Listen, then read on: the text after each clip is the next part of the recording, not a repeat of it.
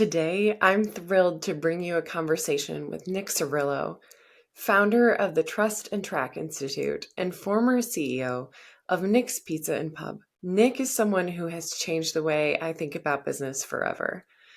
What he built at Nick's Pizza and Pub wasn't just a pizza place. It was a living, breathing example of how a business can become a place of growth, meaning, and human connection, all the while thriving financially. In this episode, Nick shares how he created a culture where every team member was empowered to lead, how clear systems turned a restaurant into a leadership school, and why caring for people is the most powerful growth strategy any business can ever have. I'm your host, Katherine Jelinek, and this is the Expanders Podcast, presented by The Skinny Platform, the place for entrepreneurs with something to share and who want to be heard. Welcome, everyone. It's Katherine Jelinek with The Skinny Platform. I am so excited today to get to bring to you Nick Sarillo, founder and president of the Trust and Track Institute, formerly CEO of Nick's Pizza and Pub. And for me, Nick has been on my list for this podcast as an expander since we started it. And so finally getting to interview him today.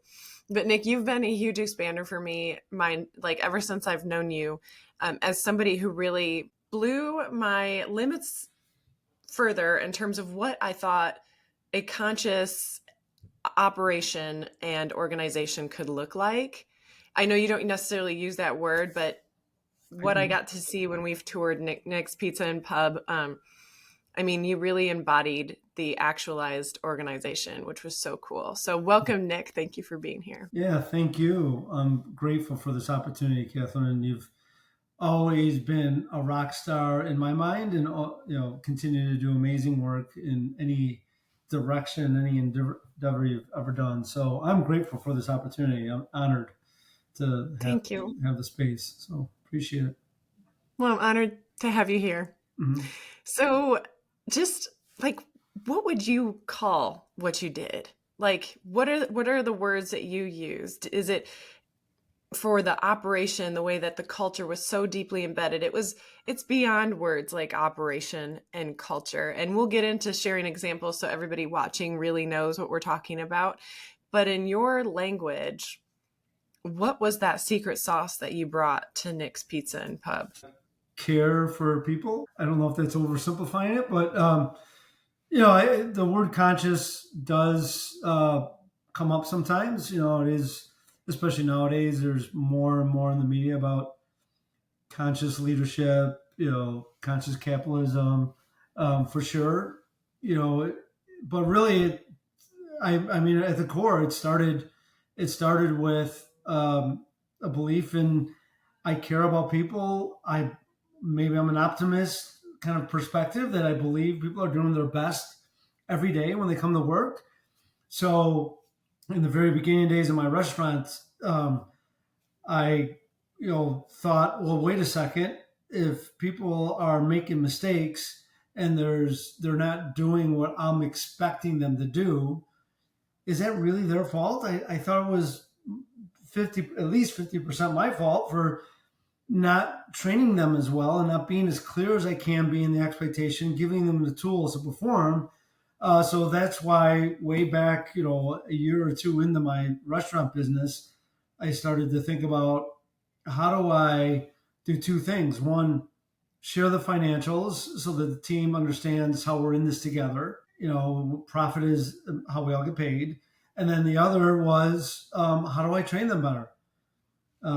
I wasn't so sophisticated to know language around, purpose and values and culture and those things. But I started digging into books and learning and reading and doing everything I can to make a difference and create a meaningful place to work.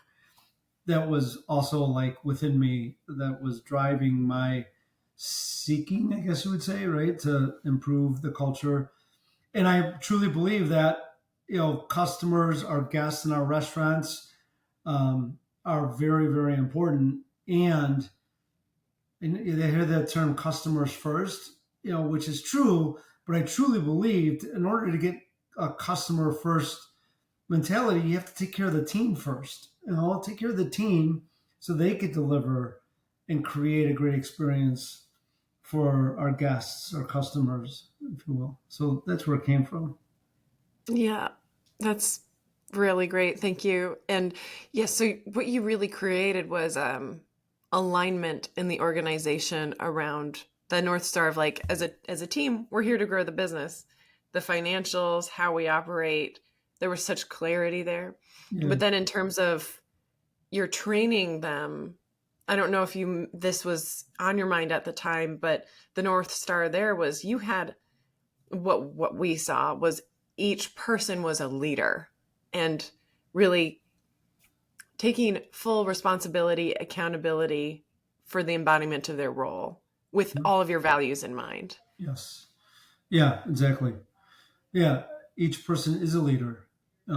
We just have to believe that. And then well, how do we, as an organization, what's missing in our organization to set them up to step into that ownership of their own potential and of their own leadership.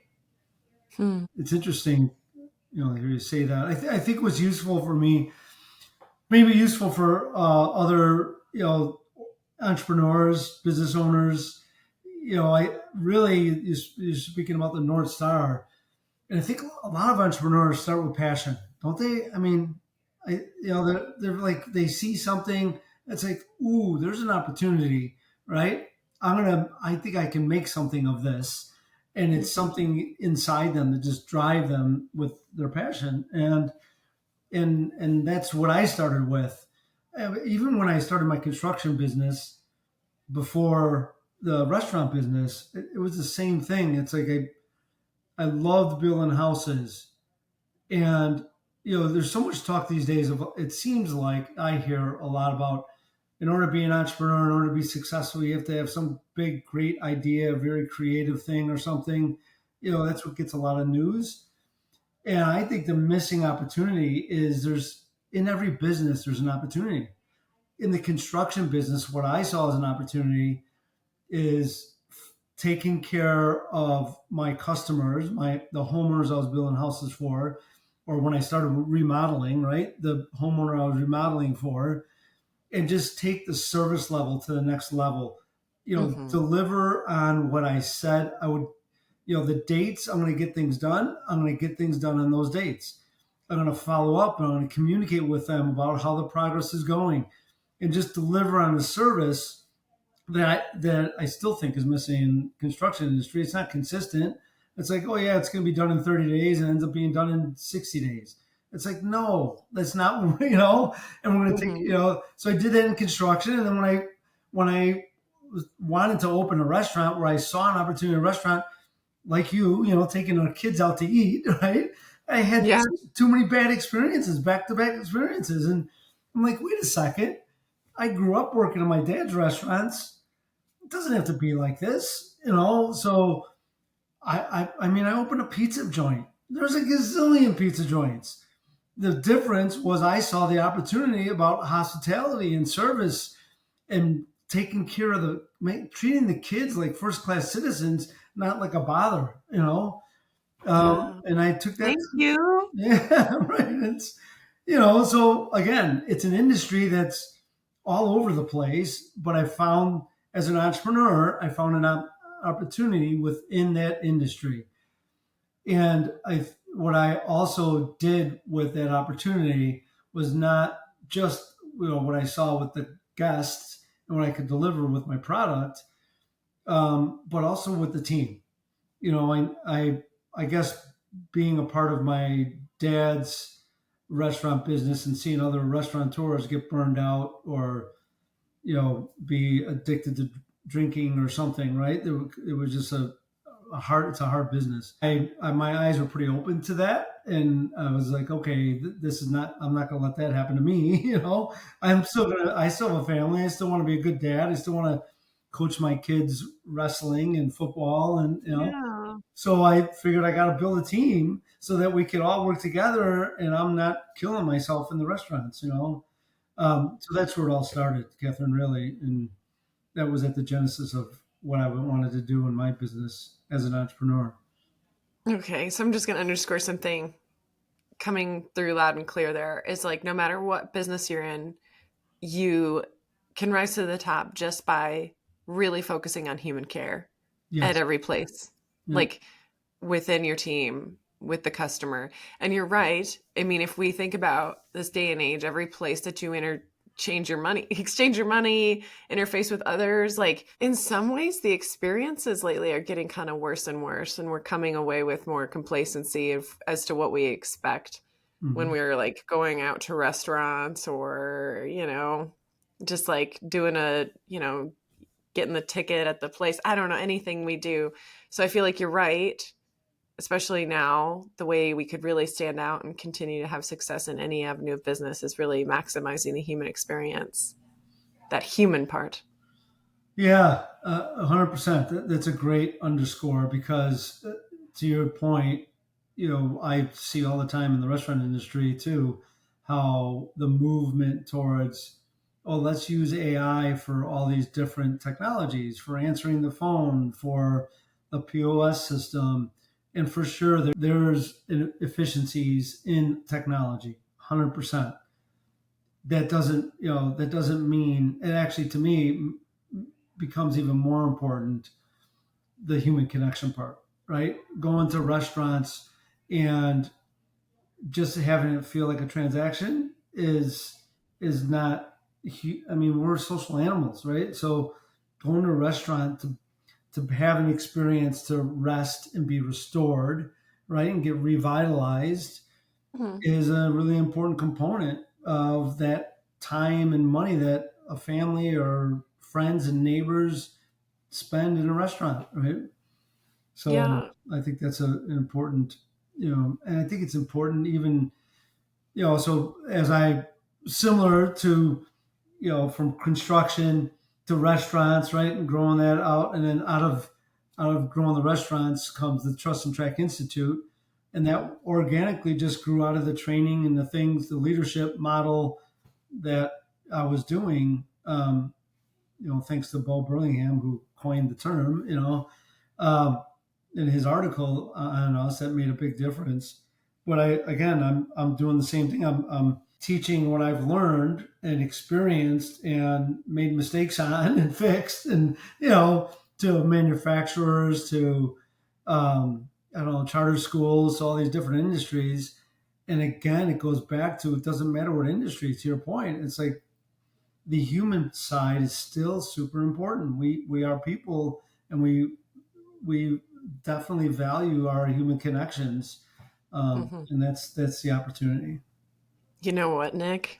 I mean, this is a little quick tangent from where I expected to be, Yeah. but what you're focusing on is only going to become more deeply valuable moving into the next decade. Mm. Because as like all of the things that AI is going to cover, all of the things that are more rote, mechanical, and repetitive. Right. And so that human element where value is created through experience is going to be the place where we have to move, Right. Right. Right. Yeah, it's And very that's where like we counterintuitive. Yeah. need to be human still. Yeah. And there's going to be more attention and value there. Yeah. So I feel like what you're doing is going to be like well paired with the moment, Yeah. Yeah. Yeah, I don't see human beings stop being social at any point soon. There's we're still No. we're still social And animals. we see that. I mean, we had our chance to stop being social if we wanted to. The pandemic happened, but look at what we all came back out, Yeah, know? in an exponential way. Yes, exactly. Like we were thrilled to come back and, get out of the virtual world and stop buying virtual land in Italy or whatever funny things occurred during that time. So, dialing back into, we had a conversation before this podcast and I asked you about what was most inspiring to you about the work. Something that landed that echoes what you've already shared, but to underscore this point specifically, is that you were sharing like caring for the younger generation of workers and restaurant workers. They care about meaning at work too. Obviously, every human being wants meaning at work, and that any job can be meaningful. Like you're working at a pizza place, like there's experiences where that job can be not meaningful and rote and Hmm. even challenging. Well, it's not that it isn't challenging, but you made it meaningful. You Right. created the responsibility, the opportunity to lean into leadership to embody values and to deliver meaning. And Right. so that's possible in any place. You want to speak to that? Because that really struck me that you were dialed into like the high school kids, you know? Yeah. Well, again, maybe it's the optimistic side of me, but the narrative in a lot in the restaurant industry is, that career at the restaurant industry is just passing, right? It's not going to be a career. It's just going to be, oh, just this summer I'm working here, and I don't believe that has to be true. I believe we can create a career in the restaurant industry, in any industry, and it doesn't have to be passed through. You know, and even if it's not, I still care about the teenagers that are coming here for their first or second job. Let's still make it a great experience. And what could we do for every person that comes to work at Nick's, high school or not? What could we do to add value to their life so that they can go on to their next phase of their life, so if they so choose, and take away some experience that help them evolve and help them, be even more effective in their next phase, make that part of their life a little easier, and what I love about the restaurant industry is that, there's it's a lot very diverse industry, and we get the opportunity to work with such a diverse community, and some of those people get passed by and they don't get thought of, and all we have to do is show them just a little bit of care and a little bit of respect and dignity, and holy cow, they want to hug us, right? I mean, and why not? Because it's actually the opposite for me. It's like, thank you for putting in your Being here. time, yeah, being Yeah. here, and the things they've had to go through to be here.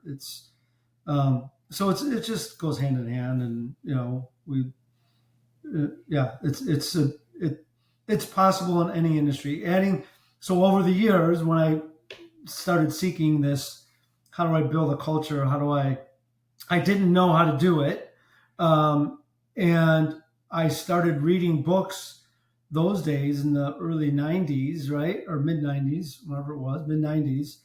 Um, I started reading about, like, I would read about leaders and, people in business all the time to try to improve my business. But I didn't like the consultants or the folks that were like, oh yeah, here's how you make more money. Here's how you make more money. It's like, to me, making the money is like a side thing. Like, yeah, that happens, and I was making plenty. That wasn't a challenge for me. What I was looking for was, like, how do we take care of our people? And I thought that was a create something meaningful at work. I wanted people, when they walk in the door, feel like I'm actually happy to be here. And when I leave and I walk out the door at the end of the day, it's like, hey, that wasn't so bad. I'm looking forward to coming back tomorrow. Because it has meaning in my life. It aligns with who I am as a person. So that's why I read. One of the first books was "Pour Your Heart Into It" by Howard Schultz. Wow. I started following Mackey for Whole Foods, right? And Mm. I was like, oh, these guys are doing something more aligned with what I'm thinking in their businesses. Okay, what are they Mhm. doing? How are they doing this? And so then that's where I started seeking out more, understanding more about culture and values, and actually came across a great consultant, Rudy Mick, who helped us define our purpose and our values for our organization. And that was a game changer for me. It was literally a life changing phase of my life where it's like, holy cow, this is what I've been searching. Okay, this is not going to be a plaque on the wall. It's going to be embodied in the behaviors of our team, because that's the definition of culture, right? Behaviors. We're going to put it in training. We're going to put it in onboarding. We're going to put it in our processes for new ideas and innovation. It's going to be seamless within everything we do. And I just did that because I thought it was the right thing to do. And as a result, profit got better. Turnover went from, whatever the industry average is 100%, 150%. Our average is 25 or 20% turnover. Wow. We have 80 to 75 to 80% retention. The sales kept growing. So all those things, really were the results of what I thought was the right thing to do. Jack Stack's book on, read his book on, open books, and, started doing all those things. So Mm, in the tenure of 30 years, right, the ups and downs of having a restaurant business for all that time, I got to say, focusing on the culture and the team helped us. There was ended up being an insurance plan for how to yeah. get through the downs, along with the ups. Yeah, right. So it really It made naturally created more resilience because people were so all in and invested, and when the wind blew, they were still there, you know? yes, yeah, yeah, 100%. And also, as the wind is fierce against us at times, how do we Yeah. get through this? Oh, by the way, Nick doesn't have all the right answers. The team does, right? And together we worked through it and came up with the answers. So that's also a very valuable part. Right. That was a term, I think not just me, but like many people come away from your restaurant having a mind like blowing moment where it's like the business of business owners, you know, Yes, where yes. you're empowering every single person to think like a business owner. So I wish, dear listener, you could take a tour of Nick's Pizza and Pub, but because you can't and we're just verbally talking about it today, Nick, can you share like some of the succinct little details, like two of them that I want to find, if we can, how people were actually accountable for their own compensations? That's one. And then the tools you created to help people become better communicators. So can you Mhm. highlight like the actual how and what of some of the details on those? Yeah, yeah, for sure. Let me. I think I'll start in chronologically. Although I did at the very, very early days. I didn't like the feeling of people asking me for a raise. So I did start a program of what I call business as a school, and started like a system where I thought people can get their own raises if I could create like a training program that helped people see a path of like I'm a rookie, a pro, expert, or in martial arts to be, what's the first belt? Yellow, white, White belt, white, blue yellow. belt, purple belt, Yes, brown belt, black belt. Yeah. yes, so those are the what I had in mind.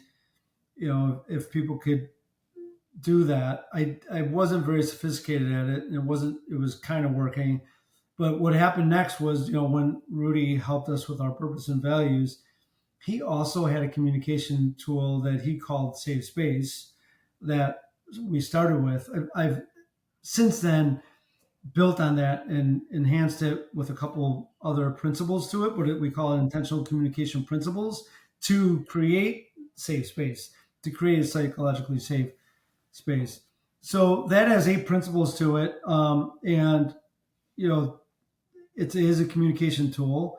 None of it has anything to do with restaurants or pizza, Hmm. but it is, we teach an onboarding. We teach, the two tools we'll start in orientation is here's our purpose. How does it connect with you? Here's our values. How do they connect with you? And by the way, part of that process of using our values when you work at Nick's is if you have an issue or problem, what values do you fit to the solution, not issue problem, go to my boss solution, right? Hmm. So we teach that along with the intentional communication principles, the 8 principles there, and so that we can communicate effectively, get rid of drama, right? And so that's what we started with, and that tool actually has been very helpful, in so many different ways. But those are our foundation to, I think, a positive, an effective culture, a high performing culture.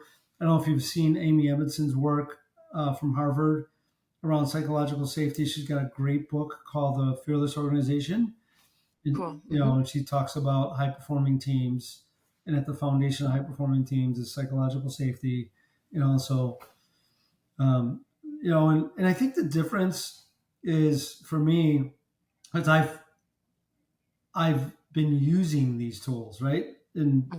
in the restaurants, and having experiences of oh, that didn't go so good. It's not the way it's supposed to work. I Yeah. don't know if I told you about not so long ago. I had an experience with a busser and a server, these two young ladies. I'm at the host desk in the restaurant, and I hear the voices elevate, behind me, because they're the service stations like right behind the host desk. And I, go around the corner. I go, "What's going on?" And one of them's in tears, and Mm. she's like, Sydney told me that, is telling me I need to do this and that, and it's not true. I've been working my butt off, and Alex is, up, she's got tears as a busser, and so, but again, that kind of stuff happens at work, right? And that's where that was one of the. So to get to my point is, so we teach these communication skills. We want to use them throughout our day, right? Throughout our life. And at Hmm. the same time, conflict happens anyhow, right? Hmm. So after the shift, we sit down and, started to talk through, okay, what was the intention, Sydney, with what you said? Because, you know, what was the impact, Alex, for, how that impacted you? And we have that, about the intention impact match or miss, actually, in this case. And I saw, this young lady, the busser, Alex, she was like, won't face her, and so it's things like that. It's like, okay, part of one of our principles is active listening. So in order to active listen, please, share up, face each other, eye contact, talk through this, take a deep breath, right? Hear each other, really listen. And so again, that principle wasn't part of our work a few years back. And I learned that it had to be. All these Yeah. communication tools were in there, but not one about listening. And here's why, right? We got to have that ability to listen to each other in order to build that trust. So, Hmm. so that's my point. It's like all this stuff has kind of happened through, real experiences. Experience. Yeah. Yeah.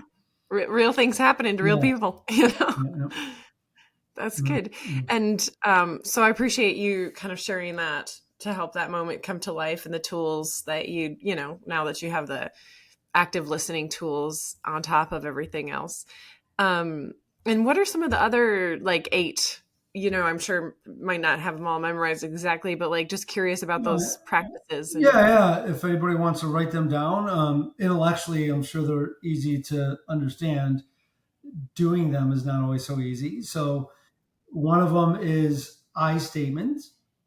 In our Mhm. society, especially nowadays, think about a time when someone said to you, "You need to speak clearer. You need to do podcasts better." How does that feel, right? When someone has used the "you" word instead of "I noticed," the ambiguity in your language, right? Mm. So make I statements. Back to your point about teaching personal accountability, right? When we use I statements, for one, we're creating more connection instead of a wall that goes up when I say you, the word you instead of I.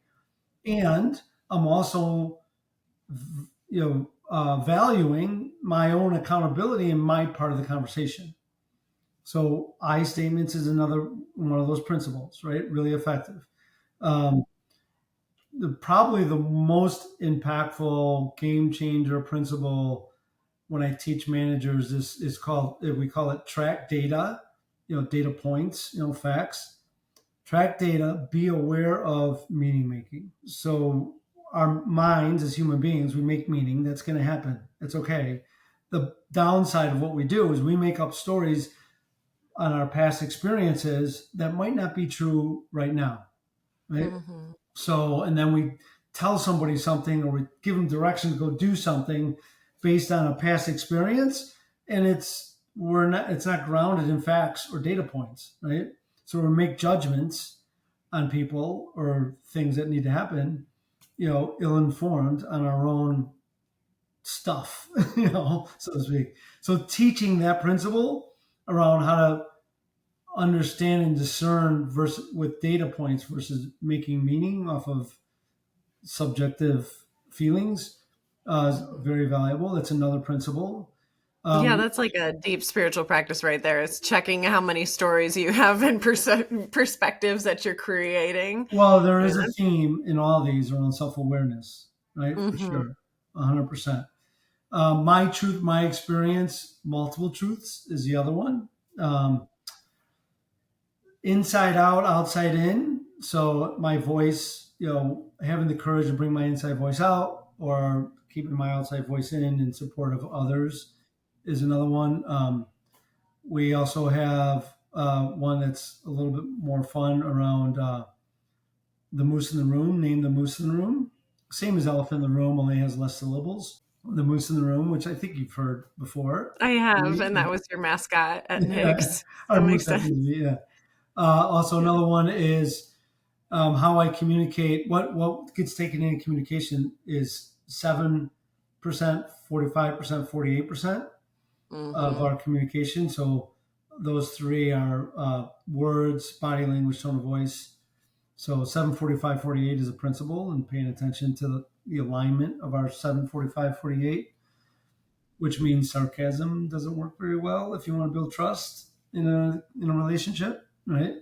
As a leader. Mm-hmm. How many I It lost was track? such a great highlight that how much words aren't what get heard as much as everything else. You Yes, know? yes, it's 100% true. It was a study done by University of Michigan. Anyhow, those are the principles. Did I get them all? No, I don't know. I don't have them in front of Well, me. that's okay. No, that's good detail. Yeah, Into just like this is just one little piece of what you offered in terms of like the tools for safe space and intentional communication. it is. And It then is. There's actually in our trust and so what is trust and track leadership, right?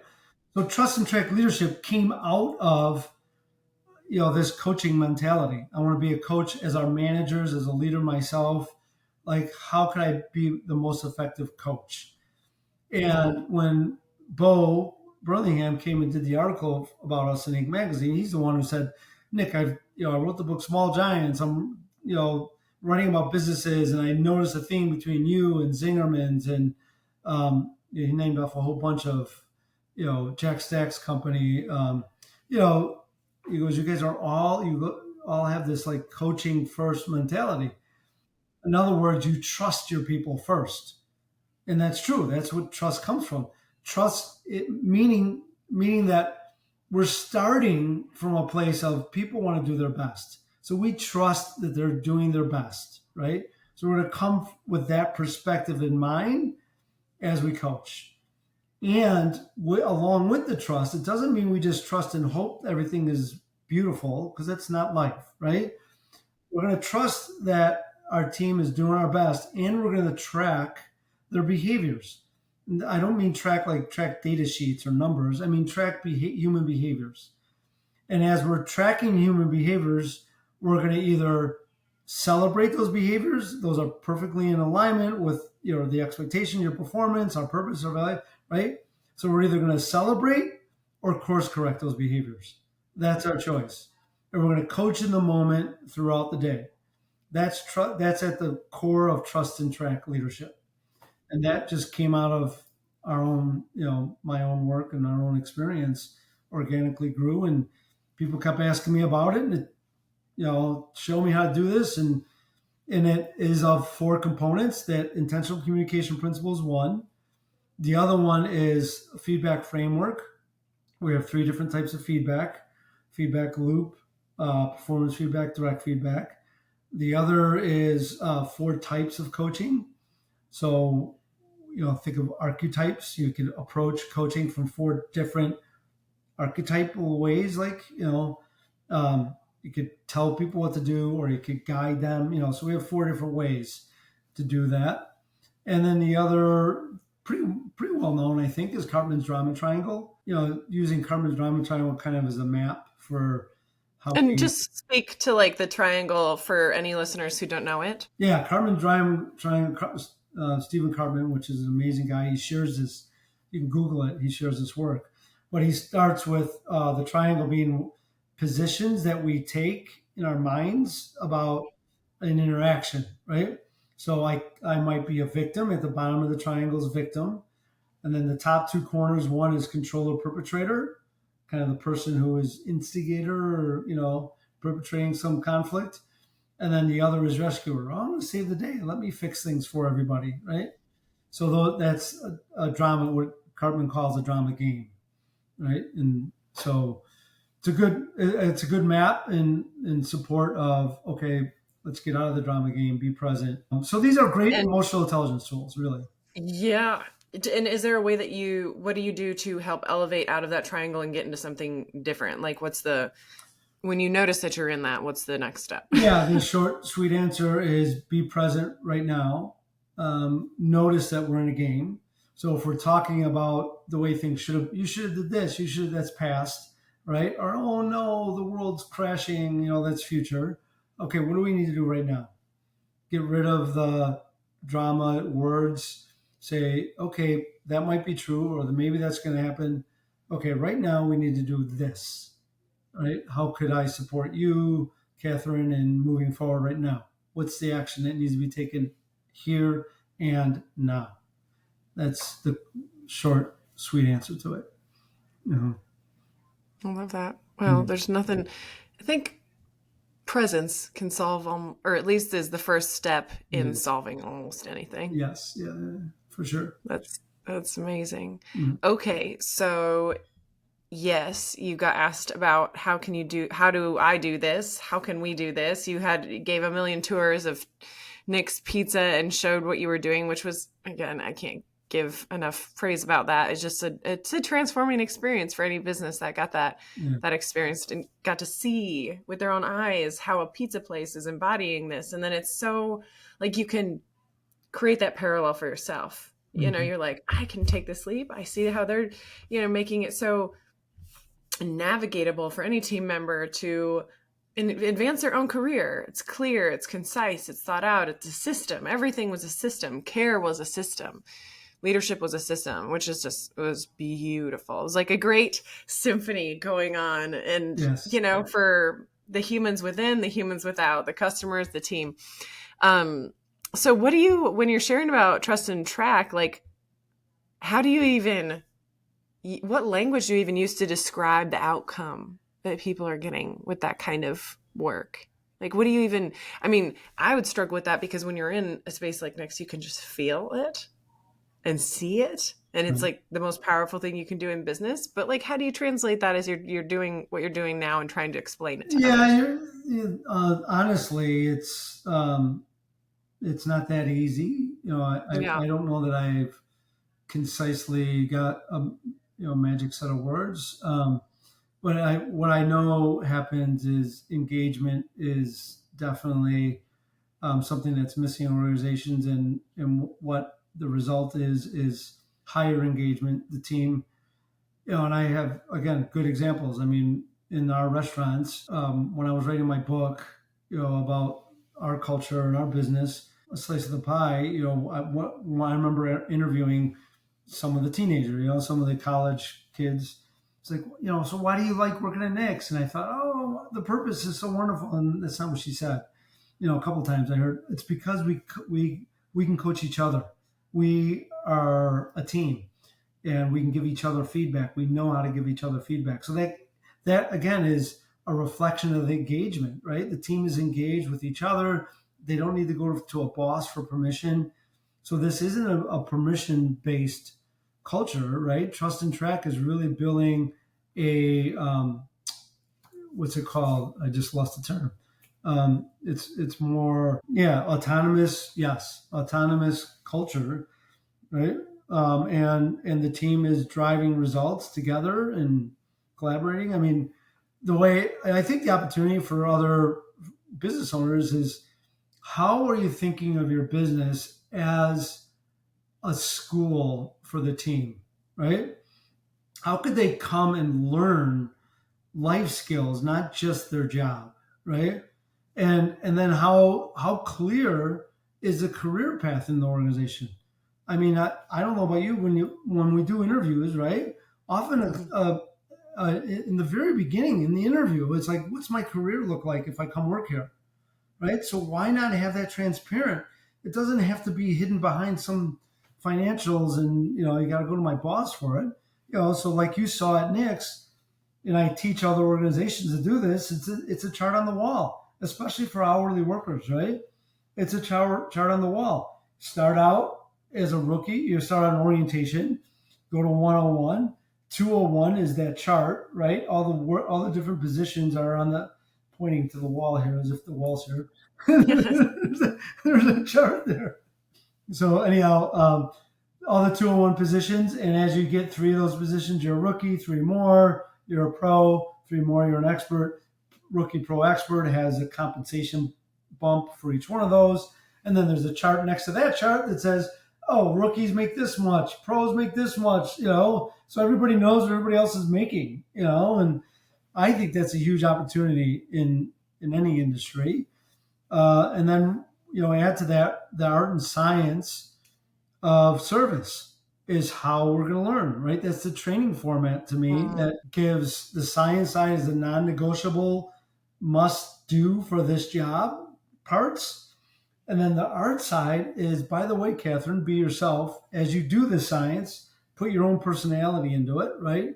As you greet a guest, as you say, yeah, say your name and the name of the restaurant, and do a welcome, but do it in your own order, in your own way, right? All those kind of things, I think, make the difference. And then after 201, 301 is how do I be a trainer or a manager, right? That's where I'm going to get the leadership tools in the 301 level, and the 401 level is manager training.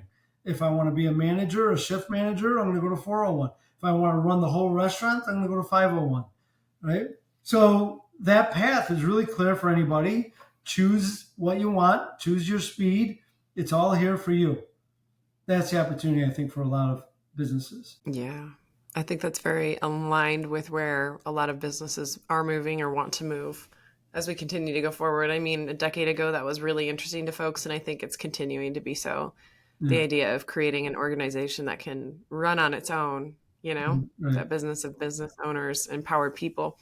So the cool thing has been to hear from you as we've kept catching up, as you've sold Nick's Pizza and Pub, and now you're doing Trust and Track. And the fun thing is hearing about this work getting translated to such a different variety of businesses. So kind of give us the landscape of the different places you're getting to weave this in now. Yeah, yeah. So yeah, I mean, what I love about getting, I don't even like the word consulting because it feels like I'm not a consultant that says here's how you do things, see you later, and I learned this in academia.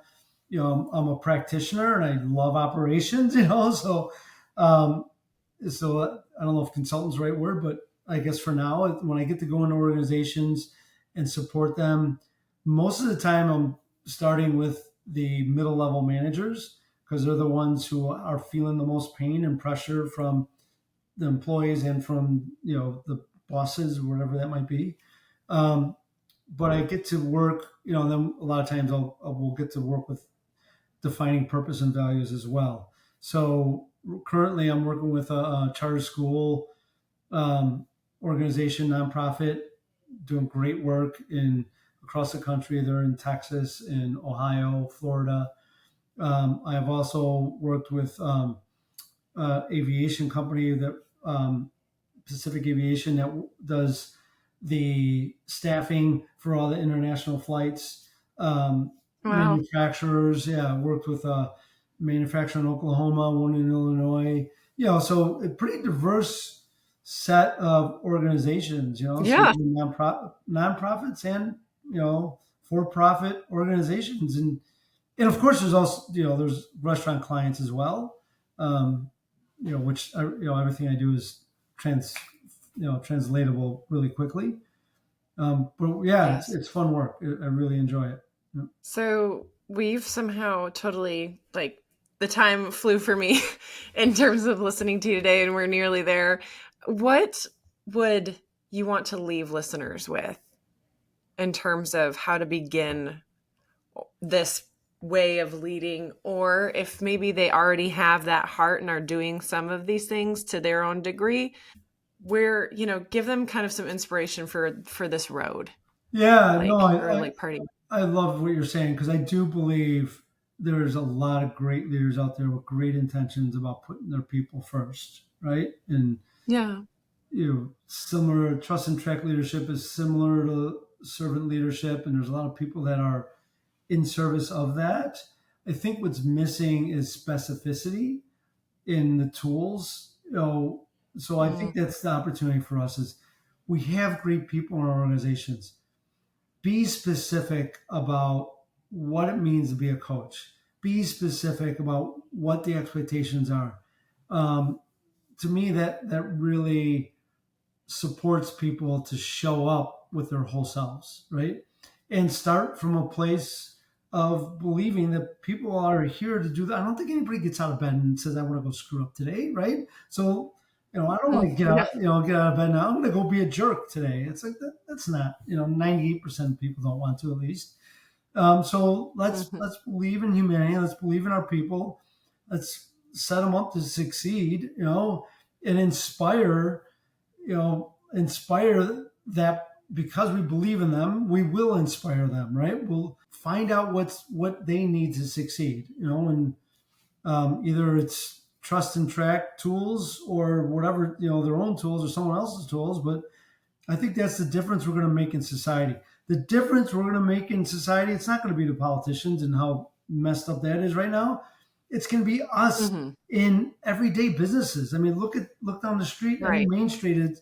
It's small and medium-sized businesses, right? It's not the big, huge corporations that we hear on the news all the time. It's us, everyday business owners and leaders and managers that are really making a difference in people's lives, and that's going to make society better.